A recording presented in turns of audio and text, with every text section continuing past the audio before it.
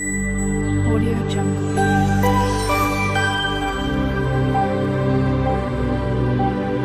Audio Jungle. Hi friends, Vijay's கிச்சனில் இன்றைக்கி என்ன ரெசிபி பார்க்க போகிறோன்னா, அவரைக்காய் வச்சு அவரைக்காய் வறுவல் ரெசிபி தான் பார்க்க போகிறோம். வாங்க எப்படி செய்யுன்னு பார்க்கலாம். ஒரு 1/4 கிலோ அவரைக்காய், 2 தக்காளி, 2 பெரிய வெங்காயம் நீல வாக்கில் ஸ்லைஸ் கட் பண்ணிக்கலாம், கருவேப்பிலை. இப்போ எப்படி செய்யுன்னு பார்க்கலாம் வாங்க. ஃபர்ஸ்ட் நம்ம ஸ்டவ் ஆன் பண்ணி கடாய் வச்சு, கடாய் நல்லா ஹீட் ஆனதும் ஒரு 2 டேபிள் ஸ்பூன் போல் எண்ணெய் ஊற்றிக்கலாம். எண்ணெய் நல்லா காஞ்சதும் 1 டீஸ்பூன் போல் கடுகு சேர்த்துக்கலாம்.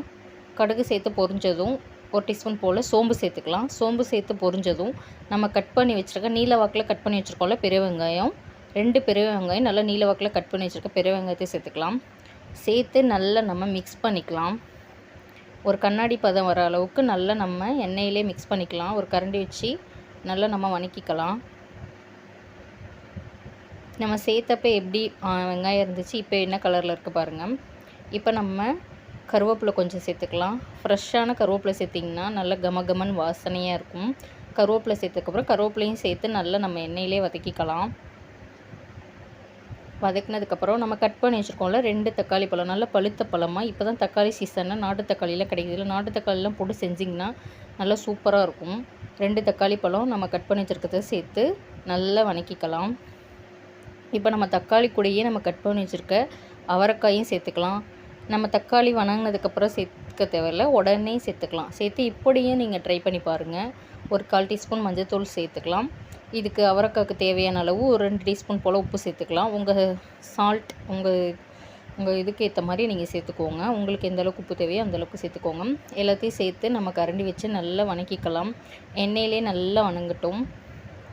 எண்ணெயிலே நல்லா வணங்கினதுக்கப்புறம் அவரைக்காய் வேகிறதுக்கு தேவையான அளவு மட்டும் கொஞ்சமாக நம்ம தண்ணி சேர்த்துக்கலாம். தண்ணி சேர்த்து நம்ம கரண்டி வச்சு நல்லா கலந்து விட்டுக்கலாம்.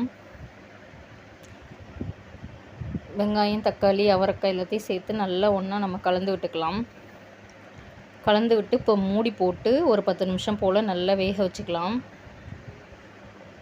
மூடி போட்டு ஒரு 10 நிமிஷம் வேக வச்சதுக்கப்புறம் இப்போ எப்படி ஓப்பன் பண்ணி பார்த்துக்கலாம். நம்ம சேர்த்துருக்க தண்ணிலாம் கொஞ்சம் லைட்டாக சுண்டி நல்லா கொதிக்க ஆரம்பிச்சிருக்கு.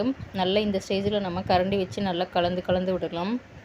ஈஸியாக நீங்கள் சாம்பார் வைக்கக்கூட தேவையில்லை. டக்குன்னு அவசரத்துக்கு 5 நிமிஷத்தில் அவரைக்காய் இருந்து இந்த மாதிரி ஈஸியாக இந்த ரெசிபியை ட்ரை பண்ணி பாருங்கள். ரொம்ப ஈஸியாக இருக்கும். பேச்சுலர் கூட ஈஸியாக செஞ்சிடலாம். வெங்காயம் தக்காளி இருந்தால் அவரைக்காய் இருந்தால் இதை ஈஸியாக செஞ்சிடலாம். இப்போ நம்ம இந்த ஸ்டேஜில் ஒரு 2 டீஸ்பூன் போல் வீட்டில் அரைச்ச குழமிளகாத்தூள் சேர்த்துக்கலாம்.